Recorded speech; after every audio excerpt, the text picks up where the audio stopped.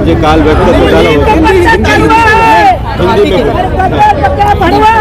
जैसे आपने सबने देखा, प्रकाश सुर्वे साहब ने कल बोला कि माय मरेगी तो भी चलेगा, मौसी जिंदा रहनी चाहिए। मराठी में एक मन है, माय मरो पण मावशी जगो।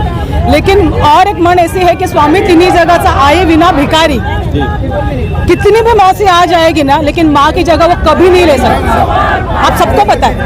आज जो ये जो गद्दार आमदार हो गए हैं, वो अभी जनता से उन्होंने कभी उनका इंसानियत नहीं रखी, वफादारी नहीं रखी। वो जनता से क्या रखेंगे? जनता को ये सोचने की अभी आज ये बारी आई है।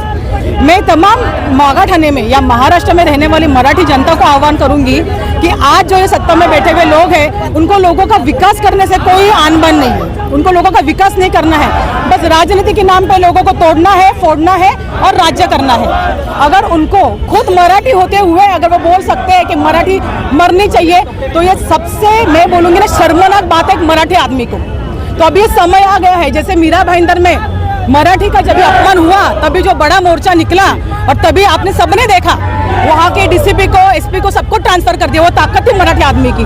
और अभी ये महानगर पालिका में अगर मराठी आदमी को लगता है कि महाराष्ट्र में, मुंबई में आपको इज्जत मिलनी चाहिए, हमारे लोगों का विकास होना चाहिए, तो अभी ये मराठी आदमी को सबको एक होने की जरूरत है।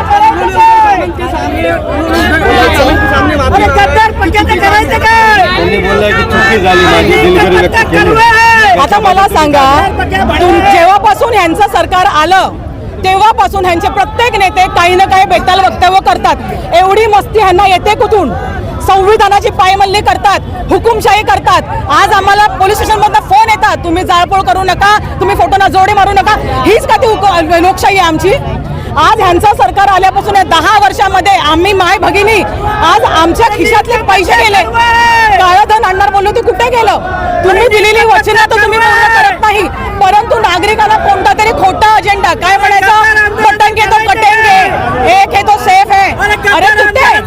आज आम्ही उत्तर भारतीय आणि मराठी लोक एकत्र नांदतोय, एकत्र राहतोय, परंतु तरी सुद्धा याच्यामध्ये मिठाचा खडा टाकायचा आणि लोकांना धर्माच्या जातीच्या नावावरती भांडवायचं, एवढंच फक्त या सरकारने केलेलं आहे। बाकी त्यांनी विकासाचं काहीच केलेलं नाही। त्याच्यामुळे आम्ही समस्त शिवसेना आणि मनसे यांच्या वतीने आमदार प्रकाश सुर्वेंचा, गद्दार आमदार प्रकाश सुर्वेंचा आम्ही जाहीर निषेध करतो आणि त्यांनी राजीनामा द्यावा अशी आमची सगळ्यांची मागणी आहे। जय महाराष्ट्र।